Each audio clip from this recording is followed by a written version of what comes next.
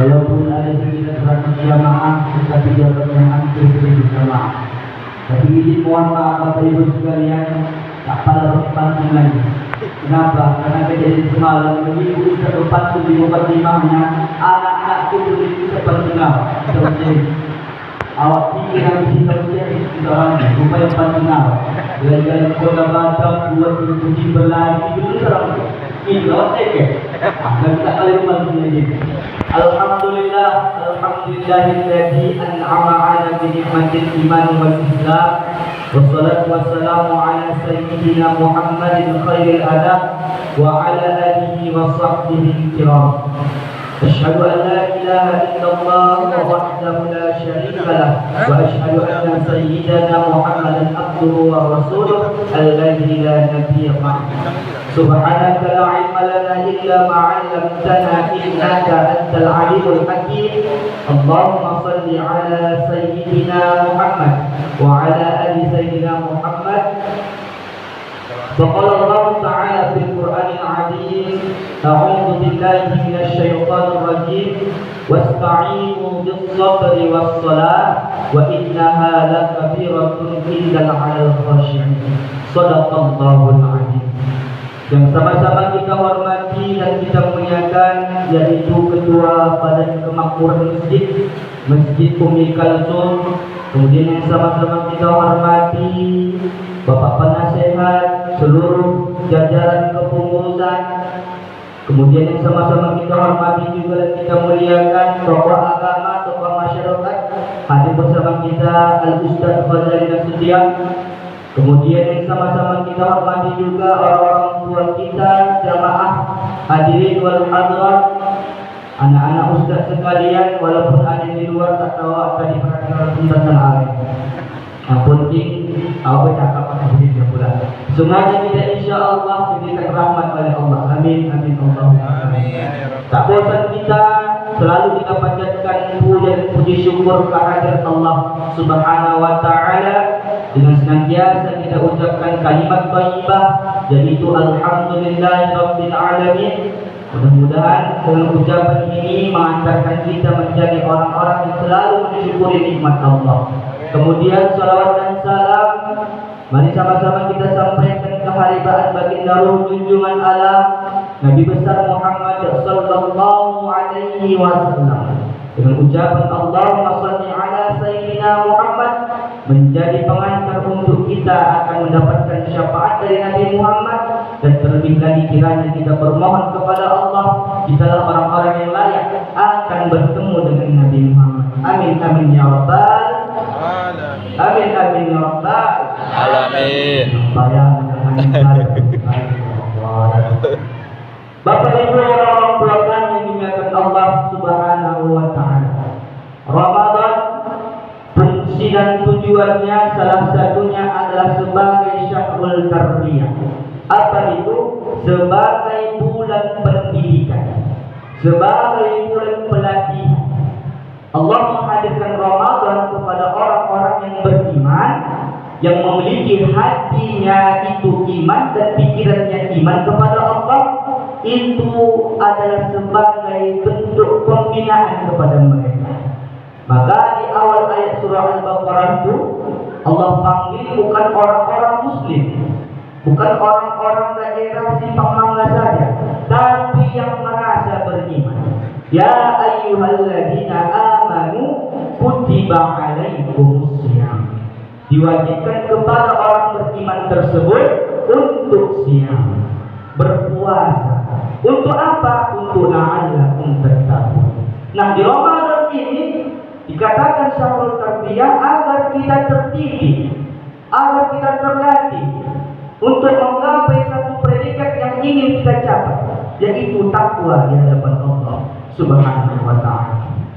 Maka yang pertama yang harus kita tarbiyah, yang harus kita didik adalah tarbiyatul aqidah. Mendidik akidah kita.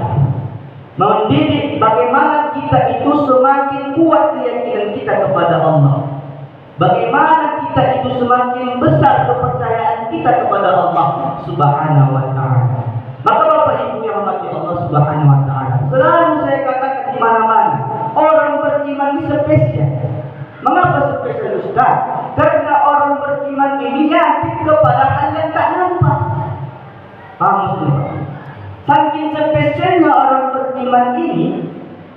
Itu mereka beriman yakin kepada yang tak nampak. Mohon maaf kalau kita bandingkan kepada agama lain, mereka bertuhan, mereka beribadah kepada yang nampak, betul tidak? Tapi dia spesial. Kadang-kadang menolak untuk bercakap siapa yang ke masjid solat jamaah dapat 27 pahala. Mana dia? Tak nampak itu. Tapi mengapa kita mau datang? Mengapa kita mau mengaitkan tangan, mengangkatkan kaki sampai ke masjid ini? Padahal tak ada dapat apa. Hanya iming-iming pahala. Kenapa beriman kita?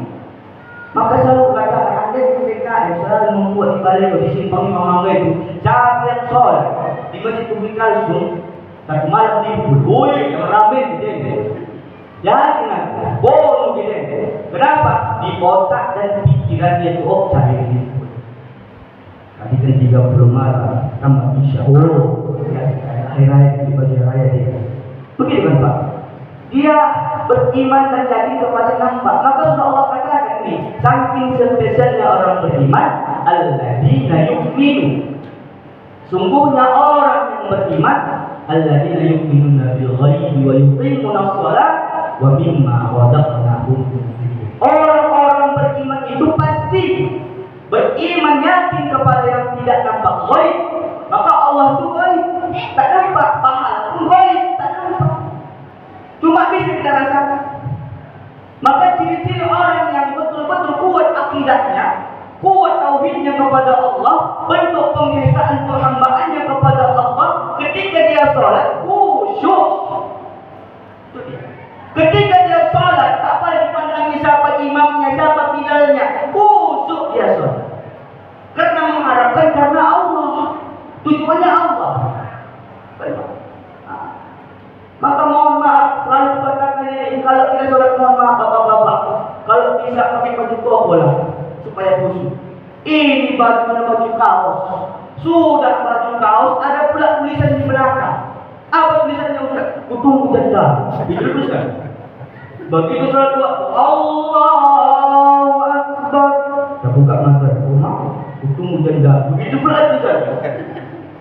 Macam mana khusyuk kita begitu? Ada lagi di tulisan belakang bajunya itu semua nama-nama alumni SD-nya dulu dibaca dari sampai habis 30 orang. Si Amir, si Lydia, si Wisma, semua ada pula mantan dari situ. Nampaklah sudah. Jadi tidak khusyuk sholat. Maka Allah katakan wasta'inu bis-sabri was-shalah wa innaha lakabiratun illa 'alal khashiyin. Sungguh sholat itu berat, tapi bagi orang yang khusyuk itu akan terasa dia. Maka bapak-bapak bisa pakai baju koko, pakai baju muslim. Ini alhamdulillah bertengok, alhamdulillah semua pakai baju koko. Ini mudah baju kaos, ada pula badan di belakang, pendek pula. Begitu waktu rokok nampak punggung, nampak punggung tahu lah. Mana pergi sama dia? Ayo, tunjukkan aja, ada orang putih. 1, 2 ini, 1, 2 tak. Dia nampak pun pula. Makanya coba kita bagaimana menjaga adab supaya khusyuk kita dalam sholat. Ini mohon maaf, kadang-kadang juga masjid Pak, tak tahu di sini pula kan ada papan pengumuman yang pas di depan. Tengoklah Allahu Akbar, dah khusyuk ni. Cuma dibaca aja papan pengumuman itu. Nah pengeluaran, tengoklah kalau Ustaz kan sedikit dari baca itu. Hidup dibaca Pak. Macam mana dibaca di bawah? Oh benar juga pengeluaran ini ya. Apa saya boleh tengok sampai aku. Sembilan ini boleh dibaca. Bukan al-Fatihah dibaca, ini tengok. Makanya bagaimana Ramadan ini mampu mendidik akidah kita. Jangan ragu-ragu berikan kita kepada Allah Subhanahu wa Ta'ala. Ya kan Pak, Bapak tunjuk ke sini Pak, ini kan tunjuk Pak Allah. Itu kan Pak, depan Pak. Ya Pak, kami pun begitu juga. Kami pun kalau beribadah, kalau dipanggil oleh PKM, itu pun karena Allah, kami kan kepada Allah. Ya kan, semata-mata karena Allah. Maka kami berdosa ketika kami disuruh jadi imam ustaz berceramah mengharapkan amplop. Berdosa kami. Tapi kadang-kadang lebih berdosa mereka tak mengaji apa bagus. Bertawa ada sampai tidak. Maka oleh sebab itu, mari sama-sama di Ramadan ini banyak ujian memang. Hari ini, malam ini memang Allah kasih rahmatnya hujan. Bagaimana ujian kita kepada Allah? Walaupun hujan datang nggak awal ya, berangkat nggak awal ya, diuji di situ. Karena pahala dan ridho Allah berangkat dia, walaupun badai, walaupun seperti mengambar dia terangkat. Setiap langkah kakinya itu pahala, walaupun tak nampak, dapat yakin kepada Allah. Yang kedua, yaitu mentarbiyatul aulia, yaitu mendidik anak-anak kita menjadi anak yang saleh dan salehah. Ini peran kita, Pak. Sebagai suami mendidik istri, sebagai suami, sebagai ayah mendidik anaknya, sebagai ibu juga mendidik anaknya. Ini tugas kita, memberikan pendidikan agama kepada anak, bagaimana anak itu mampu beriman kepada Allah, bagaimana anak itu mau sholat, makanya ada ke masjid. Ini kadang-kadang mohon maaf, kita orang tua ini tahunya menyuruh, tahunya memerintah. Tinggi udah ada di waktu, itu berapa. Kenapa nggak berat? Yang mulut itu ada di orang tua ini. Sudah, kita adalah menyuruh saja. Maka kata Doktor Nasibul dalam kitabnya, apa katanya? Bagaimana mendidik anak itu? Berikan contoh dimulai dari orang tua. Kalau awak baik, pasti insya Allah anak itu baik. Ada anak itu begitu. Maka sampai dimodin anak itu pun jangan perhatikan macam kali awak. Kalau dia main sholat, kalau dia bertingkah ketika sholat, jangan pernah macam kali awak. Kadang-kadang mereka ini jam yang minta ampun, nggak pada di sini sana yang ulang. Gak udah, udah bagus, ancam, mati itu waktu itu kan yang nggak tahu anak itu. Apa ada anak kebetulan sama kawannya? Capek aku bang, nggak betul. Dorong semua, paham? Jadi gimana? Soalnya dia begitu sekarang orang itulah kata anak, dorong siapa? Kalau anak, kan nggak berpeserta di mana? Tahu apa nomor berapa? Begitu setara itu jodoh-jodohan apa? Masa berapa ibu tetapi jodoh-jodohan? Rupanya salah velok ustaz. Maka kadang-kadang sudah belum rupanya. Itulah yang berjam-jam kali awal. Lemah lembut awal. Tarik dulu pak. Yang lain tarik dulu. Kadang keras, kadang lembut. Ini enggak condong sama mati. Maka kalau kita Allah Subhanahu wa taala mendidik anak itu dimulai dari kita sebagai orang tua, memberikan contoh tauladan yang baik agar anak itu bisa mencontoh kita. Mengapa anak-anak itu ketika sholat bermain? Karena biasanya orang tuanya tidak ada di masjid ini. Maka dia bertingkah, coba ada, punya pak. Saya punya kata kawan saya, nggak berani, kenapa? Ada yang tidak lupa, ada orang. Tapi kalau nggak ada, susahnya itu. Kenyap, pastilah. Rondokannya. Maka dimulai dari kita. Mudah-mudahan kalau malam ini mampu kita dapatkan dua ini, mendidik akidah kita, tauhid kita kepada Allah, dan yang kedua mampu mendidik anak-anak kita agar menjadi anak yang soleh. Nanti kelak mereka yang akan mendoakan kita, Pak. Nanti mereka akan memberikan syafaat kepada kita kalau kita ini mampu mendidik mereka menjadi orang-orang yang beriman kepada Allah, orang-orang yang taat kepada Allah Subhanahu wa taala. Mungkin itu saja yang bisa sampaikan, mudah-mudahan bermanfaat.